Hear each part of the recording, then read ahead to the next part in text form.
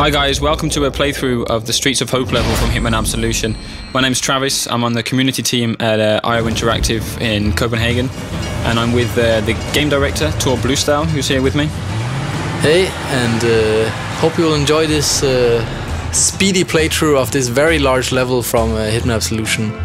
Yeah, we're going to play through it in 17 minutes. It's a bit of an expert playthrough. You have to know your way around the Streets of Hope to be able to pull it off to this level of accuracy and efficiency. But to give you a bit of intel on where we are and what we're doing, we're obviously Agent 47. He's gone rogue from the ICA. He's on the trail of a girl called Victoria. The lead that he's got to get to this point is he's following a guy called Lenny the Limp Dexter. He's the son of Blake Dexter, the benefactor of this town, so he's a pretty important character in the game. Lenny knows about the whereabouts of Victoria, and he's also told his gang, he's with the Cougar gang, his little posse that he rolls with, you could say. So we need to take those 5 guys out, we need to get to Lenny, we need to kidnap him, all within this one level, so there's a lot happening here. Yeah, this is it's a pretty huge environment, and it's all pretty kind of free roaming. You can kind of go around and scope out the situations, find different elements that you can use to your advantage. There's a lot of kind of improvised weapons around. There's a lot of different disguises, and there's to every single hit within this level there's a large amount of entry points to it. So here we're homing in on our first target, which is the leader of the gang. We've kicked off already. We've had a scope of the land. We know a little bit about Hope so far. Our first target is going into the convenience store here, so we're going to follow him in the back entrance and see how we get on. Yeah, so as this is a more, you can say it's a large part of the, this is a large level within the game, and as you can kind of walk around freely, also everything you do they will kind of cascade out if you're kind of causing trouble here. I mean, theoretically you could take down your target straight away here and kill his girlfriend in the same time, but you'll have to deal with the consequences of that, and if anyone here shouting or gunshots, they will come running and try to find out what it is. So rather than take him down here, we'll wait for him to go upstairs, use a distraction here to get past his girlfriend. So the most immediate thing that we can see is a radio. So we've triggered the radio on, which of course the clerk here is going to be thinking, well, why is there a radio playing? She's trying to see who it is, and we've managed to get away and kind of sneak past her now. As she's confused or looking at the radio, we're in the trespassing zone here, so we need to be careful not to be seen. Yeah, so if you're trespassing within the game, it doesn't mean that you're instantly dead if you're found. It means that you will be kind of escorted out of the premises. But of course now, since this is one of the targets, he's standing in front of some very compromising evidence of this Cougar gang trying to kidnap this girl Victoria and sell her off to an arms company. Then you will probably be killed on sight here if seen by this guy. Yeah, he'd definitely react if he sees you, so we need to sneak up behind him. We're going to take him down with the fibre wire silently, so nobody hears us, and we've got objective complete. We need to dump the body, because his girlfriend will probably be coming up to see where he is pretty soon. Yeah, so hiding evidence or hiding bodies as part of that is, of course, it's good for kind of erasing your tracks, and it's all kind of tracked in our score. Everything that you do is logged, and you kind of get a positive or negative score based on how you're playing and using the different features of the game. And being undetected or being unseen and not, how to say, not leaving any traces behind is a very good way of playing. Yeah, and all of that information's stored in the notebook that we just saw on the screen. With it also keeps the challenges, right, and it keeps the targets, your objectives. It's pretty much as if 47 was keeping a physical notebook as he goes along of what he's seen, what he needs to do. Yeah, so for those that knows the old Hitman games, they know that there always was a mission briefing as the start of every level. That's slightly different in Absolution, as 47 is far more the driver of the story than any other Hitman game. The way that these objectives are made is also based on his progress through the level, so they will kind of update along the way, with the information that he gets and the player gets as they play the level. Yeah, he's very much making the decisions himself, isn't he? When he's got, obviously if something happens, he realises he needs to take out somebody else. He doesn't need somebody in his ear to tell him that. He's seen it for himself, he's heard a conversation.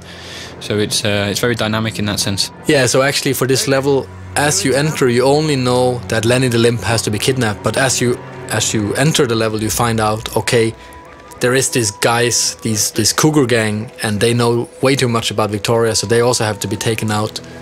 So this is an objective that you won't really know until you actually come to this place in the level. Or until you watch this video and we tell it to everyone. Yeah, of course. So here, as you can see, there is things lighting up an instinct that you can use as a player. Some of them are hiding places, other things are objects that can be used to cause an accident. And especially with the targets, of course, it's very useful if you make it look like an accident. Then they won't even be looking for a killer if they didn't even know it was a murder committed. And the instinct as well, you're about to trigger it here as well. You can see the targets, or the NPCs are lighting up as well. And we saw when we came past there was a little icon for a hint. It's for those of you, you can obviously see that we're not playing in purist mode, our difficulty where you get no help from the game at all. All of these options can be turned off if you want a real challenge.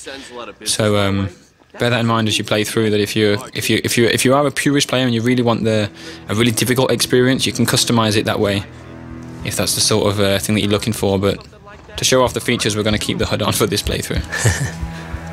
So we're approaching our second target here. He is on the phone, and an easy prey for a trained assassin. And instead of just killing him off straight away, we will kind of subdue him and try to make it look like an accident here, actually, by using the explosives that we found earlier. So we had the option to snap his neck as well. That's if we're running short of time, or if we just feel like being a bit more brutal through the level, isn't it? It's very much about choice, right? All the different mechanics are built to create sensible choices for the player. If you want to be brutal, if you want to be violent, you can do that, but it will affect your scores and your challenges. Oh, busted. Alright, we'll deal with this. You're under arrest. Ow. So one thing that we worked a lot on with our AI is that the propagation of knowledge throughout the level. That this guy, we took care of him really fast, so it meant that anything he had to say to his friends on the radio, he didn't get the time to say anything at all. And that meant that nothing actually got conveyed, and we're free to continue throughout the level as if nothing happened. Yeah, it was perfect timing from 47, really, in a way, because the police officer's not going to start shooting at us straight away just for being in the area. He needs to... You can hear him shouting, he's saying, "What are you doing?" And then before he's got a chance to kind of realise that we're not going to move and that we're a bit of a shady character, we've killed him. So it's, yeah, we move on from there. So here we're using the remote detonated explosives that we found. And as you remember, the target we dropped down, the one that is just knocked out, he's over there by the tires, and now he is dead, as you can see in the target tracker. That was quite a big explosion. The other cars there have caught fire, so this could get interesting. Yeah, this is not very subtle, but it does cause a bit of a stir in the town, and it will draw the attention of especially all the guards or cops. As you can see here, they come running, which leaves the next target a little bit easier to get to, because he is quite heavily guarded. He's kind of like the king of the scrapyard, as you'll see here very soon. So this end of the street now is a lot more empty than it was when we first arrived and took a look around. So there's definitely more freedom here for us. You can see the target there. He's roaming the scrapyard as he does, king of the scrapyard, as it were. And you can see the explosion was absolutely huge. The black smoke is pillowing upwards past the big poster of Dexter there, the benefactor of hope, as we mentioned earlier. But we now need to head into the scrapyard. You can still see the target just on the screen there. We've got a sign, "Warning, keep out dogs," so we should be careful. Yeah, dogs are also a feature of the game. They will alert nearby NPCs, as we see here. We're trying to sneak up on one, and obviously we're not allowed to be here. Even if we had a disguise on, this dog would bark on us. And so we've grabbed the dog bone. We think that he might have been barking for that, or he's noted us. He might be just want to get a chew on the bone, but the barking has actually alerted an NPC. This mechanic here who's come across, so we need to be careful. Yeah, so this poor guy doesn't know what'll hit him. I should always check what's behind you. The dog's stunned. Yeah, so as we're trespassing here in the scrapyard, this mechanic comes in pretty handy, as we can take his disguise and move around a lot more freely in this area. We don't have to kind of sneak around, because now, as long as we don't get close to the other NPCs, we're actually allowed to be here. Yeah, and we're going to shove him in the closet, keep him out of sight. There's no evidence that he was ever here. We've got our disguise. And we saw the target walking deeper into the scrapyard, so that's where we're going to head now. Yeah, so now dressed as a mechanic, if you have to get close to other NPCs, it's very useful to blend into the environment and kind of just pretend that you belong here. So as we'll see here, this NPC, he is kind of wondering who you are, but he's not suspicious yet. But if you kind of would have stayed closer to him for a longer amount of time, then he would eventually have found out, or if there's 2 or 3 of them close. Yeah, the mechanics will recognize if there's it's a small town, so they know each other pretty well. So a bold guy walking around does look suspicious. Why 47 needs to blend in. But of course the police officer, he's not so familiar with the mechanics, so he's not going to bust you. But we're thinking about taking him out with the crowbar here, but thought better of it. Yeah, I think if you pick up that crowbar, he will kind of get a little bit suspicious about you, so it's better to let it be. So here the target's been dealing with some dirty cops, and he's heading off into this tiny garage over here. I think he's the guy who is in charge of the cars for the gang. So they're kind of preparing this kidnapping of Victoria, and he is preparing the car here. And that's an accident waiting to happen, as you can see in Instinct here. It's a good choice of words. Yeah, accident kills are a very big feature in Absolution, and there's a large number of ways of taking down every single target in the game.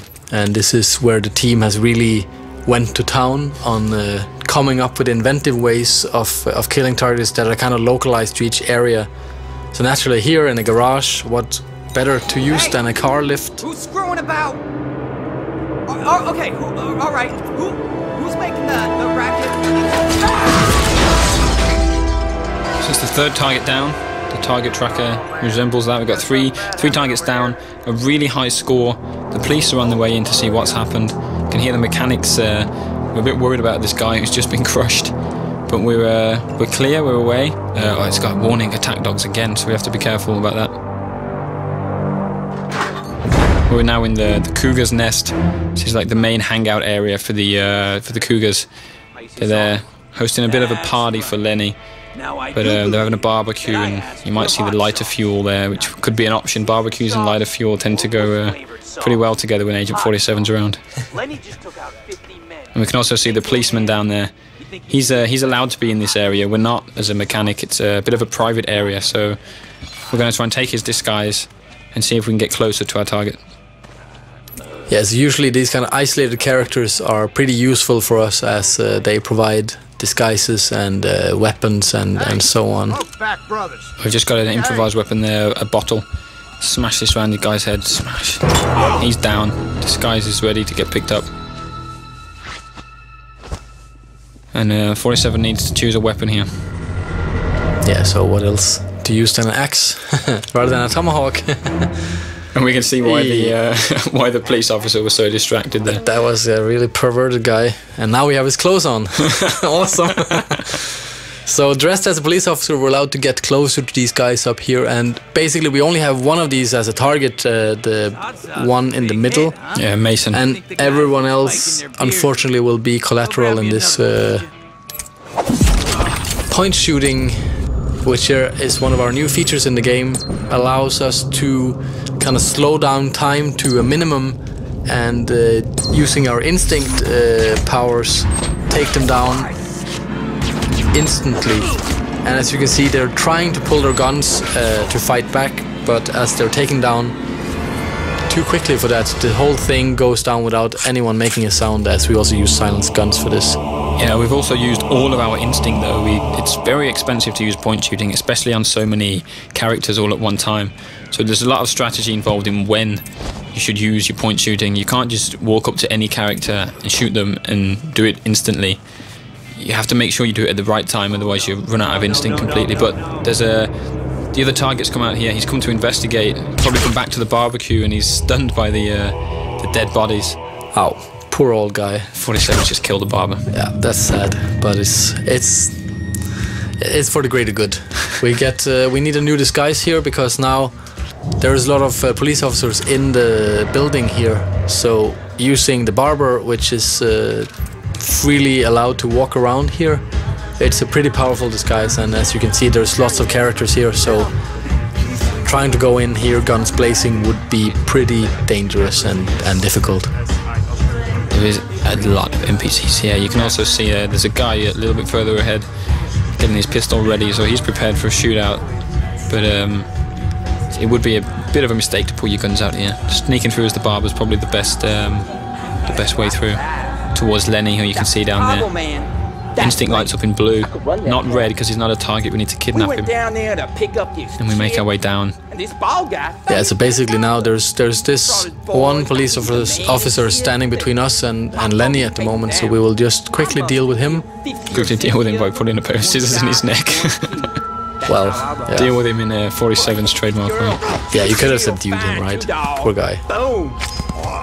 And now we have Lenny all to ourselves, and he's kind of just sitting there lying about his antics in Chicago, so he's kind of an easy prey. It's almost too easy. Yeah. You're not the talkative type, huh? You know your place. Well, I like that in the barber. That's it, and thanks for watching the playthrough of Streets of Hope from Hitman Absolution, which is out in November 20th this year. Thanks for taking the time to listen, and of course watch.